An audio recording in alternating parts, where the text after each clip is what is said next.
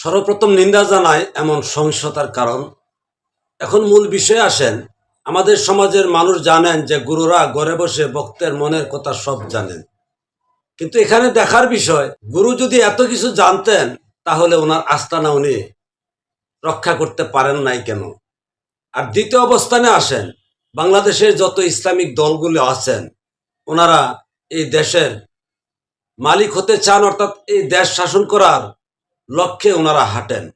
আপামর জনগণের কল্যাণের জন্য, দেশের মানুষের শান্তির জন্যে ওনারা দেশ পরিচালনা করবেন।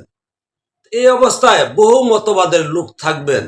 সেই মতবাদের লোকদের কিভাবে রক্ষা করবেন সেটা যদি তাদের গঠনতন্ত্রে না থাকেন, এই যে বাংলাদেশে প্রায় 60% লোক পীরের মুরিদ বা সফিবাদীর লোক, তারা তো ইসলামী দলগুলিকে, যেমন জামাত, হেফাজত, ইসলামী ঐক্যজোট, ইসলামী ফোরাম, এই সমস্ত দলগুলিতে তো ভোট দিবেন না।